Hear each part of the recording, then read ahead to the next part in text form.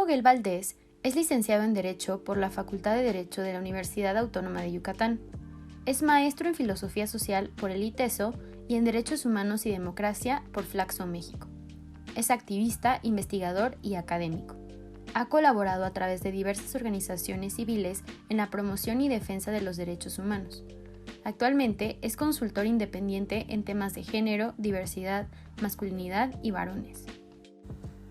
Hola, ¿cómo están? Me presento, soy Miguel Moguel y esta mañana tengo la oportunidad de tener este intercambio y esta charla con quienes esta ocasión nos acompañan a propósito de uno de los temas que ha ocupado mi agenda de investigación, mi agenda de trabajo académico y que es el de las masculinidades.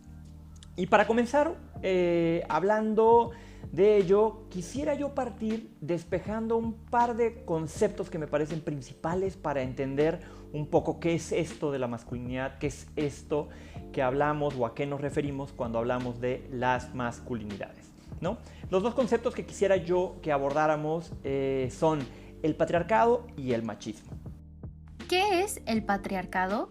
El patriarcado es fundamentalmente un orden simbólico, pero que tiene efectos prácticos en el día a día, en el sentido de que coloca a los varones por encima, ¿no? Coloca a los varones como protagonistas en todos, casi todos, los ámbitos. Esto es sumamente fácil de detectar cuando revisamos un poco, por ejemplo, cómo estamos organizados políticamente.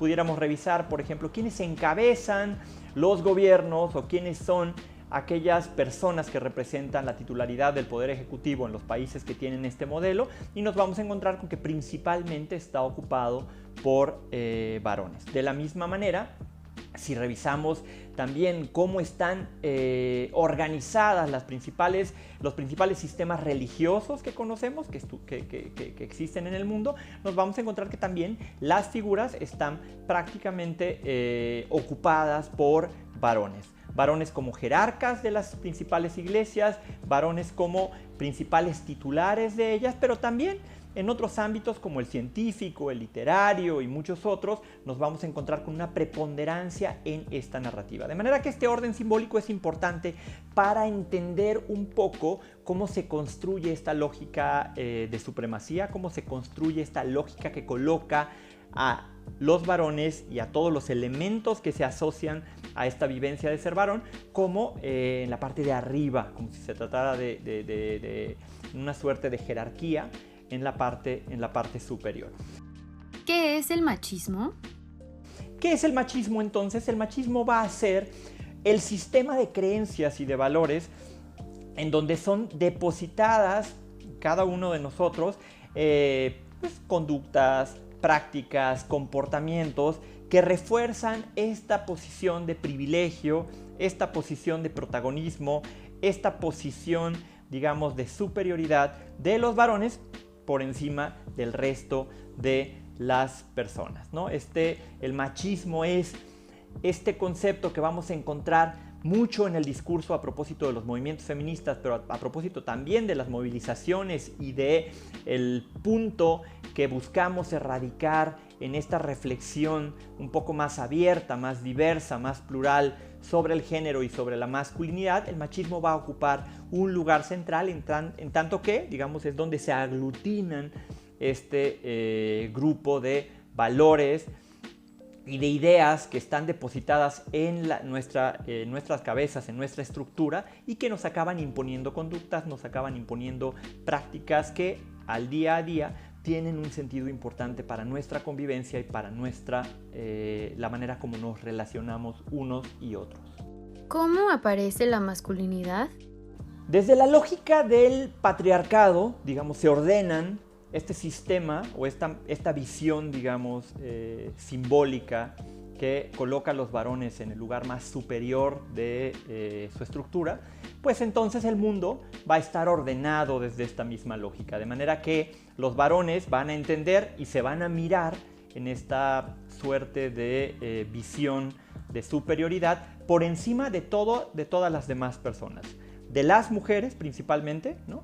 Pero también de otras. Por ejemplo, podría mencionar a todas aquellas masculinidades que se pueden encontrar subordinadas o que han sido, entre comillas, feminizadas en su construcción y que esta masculinidad no reconoce, ¿no? Pensaríamos, por ejemplo, entonces, que desde la lógica del patriarcado, este orden simbólico no coloca a todos los varones por encima de todos, sino coloca a unos que tienen una representación muy específica, fundada en una serie de valores, fundada en una serie de idearios aspiracionales que construyen esto que nosotros en el día a día identificamos como la masculinidad. De ahí que ese va a ser el siguiente punto que quiero reflexionar para ir llegando un poco a la pregunta de si existen alternativas.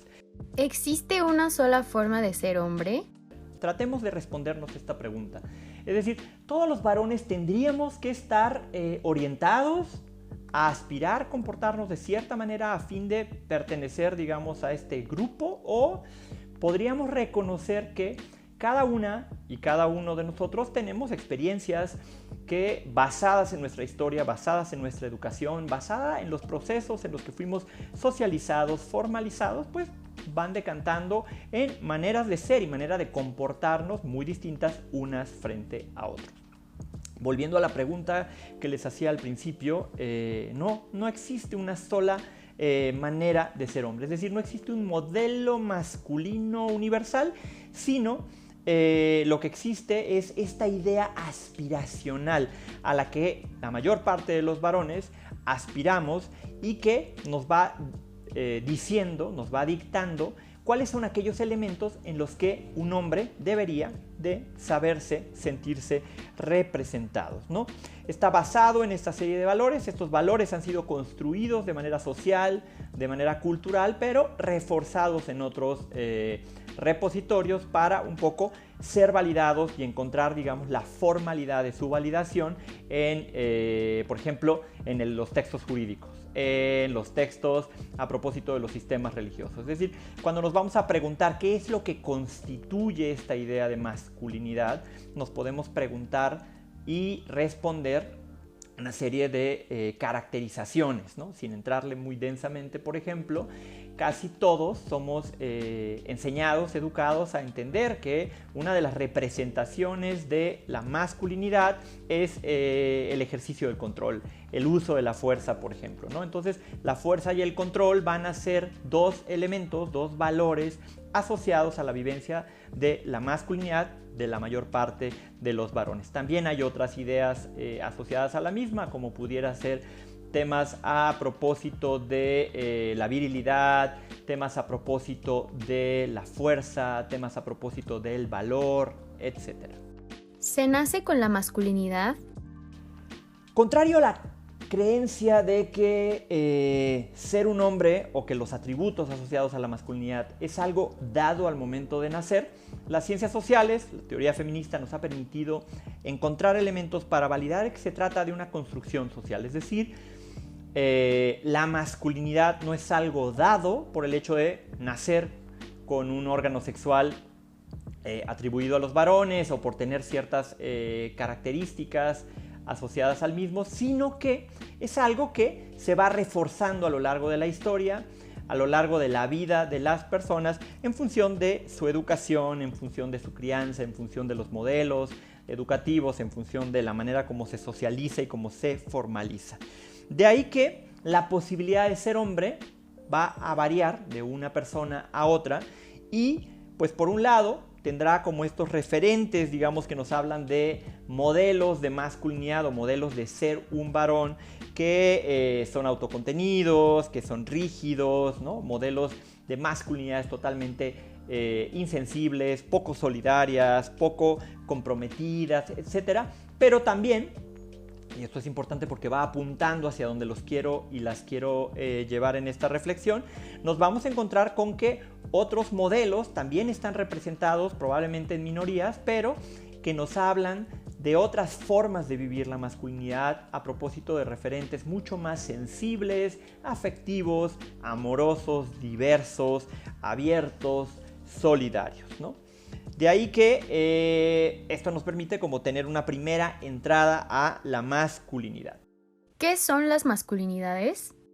El diccionario, si nos metemos al diccionario para ver las definiciones de qué es la masculinidad, nos va a decir que es un conjunto de características que se consideran propias de un varón. Es decir, es aquello que nos hace hombres, lo que debemos ser, entre comillas, a cambio de refrendar, digamos, esto que yo le llamo siempre como nuestra membresía al club de los varones. Pero, pues, como les decía, no existe una sola idea, no existe una sola práctica, sino lo que existen son múltiples versiones, múltiples posibilidades de ser un varón. ¿Dónde surgen estas ideas de lo masculino?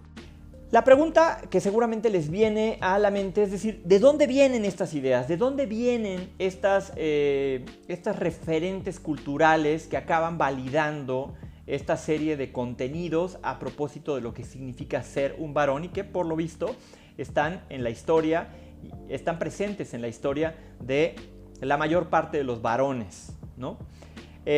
Hace algunos años, en el 2017, se hizo un estudio que se llama el Man Box con jóvenes de México, de Estados Unidos y de Inglaterra, tratando de identificar cuáles eran estas ideas, creencias culturales en las que basaban los jóvenes esta construcción de su masculinidad. Y lo que se encontró en este estudio fue que esta idea aspiracional de estos jóvenes, esta idea aspiracional de ser hombre, estaba basada en una serie de pilares que sostienen esta lógica de la masculinidad como un elemento, como un concepto central y superior, digamos, en la manera en la que construyen ellos su manera de relacionarse y su manera de convivir, pero que estas formas, estos valores, pues acaban condicionando sus comportamientos, acaban imponiendo una serie de creencias, una serie de conductas, una serie de prácticas que orman y norman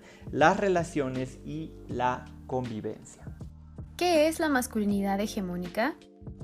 Partiendo entonces de esta idea aspiracional a la que básicamente todos los varones aspiramos a pertenecer porque nos otorga una suerte de posición superior y nos otorga una serie de privilegios a los que accedemos básicamente sin solicitarlo, es esto que vamos a nombrar como la masculinidad hegemónica, ¿no? La masculinidad que basa esta lógica de superioridad a punta del reconocimiento de este sistema o de este orden simbólico del que hablábamos al principio, que es impuesto por el patriarcado, pero también por todo este sistema de creencias y de prácticas que provienen desde el machismo, que fue el segundo de los conceptos que tratamos de abordar al principio. De manera que la masculinidad se va a vivir o se va a representar a propósito de estos valores y de estas ideas culturales basadas fundamentalmente en la desigualdad, basadas fundamentalmente en esta lógica de superioridad y de dominios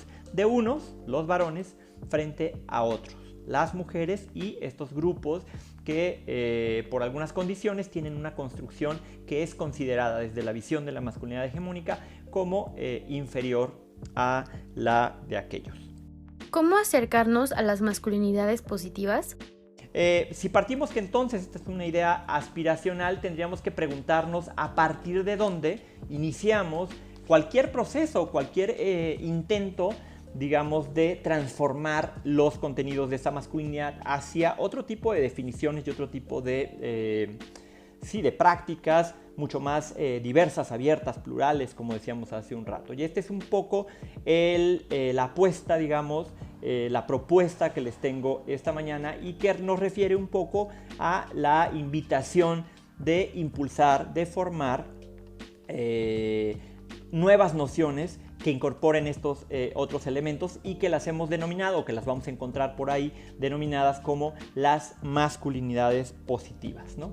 El punto central de esta charla es identificar frente a estos conceptos del patriarcado y del machismo que el reto es el de la desobediencia. Se trata de desobedecer el mandato patriarcal, se trata de hacer un acto voluntario de renuncia, de disidencia al machismo y en función de eso, de la deconstrucción de estos valores que han sido durante históricamente en nuestras vidas han ido permeando nuestras conductas, nuestras formas de relacionarnos, nuestras formas de comunicarlo y transformarlas por otras que sean mucho más sensibles, que sean mucho más abiertas y que otorguen nuevas posibilidades para todas y todos dentro de esta lógica de la diversidad que nos compone. Las masculinidades positivas no son otra cosa que una apuesta, ¿no?, de iniciar un proceso de resignificación, de reeducación de nuestra manera de entendernos y de comportarnos como varones, pero afianzada en valores totalmente distintos y radicalmente opuestos a los que la masculinidad hegemónica durante siglos nos ha impuesto.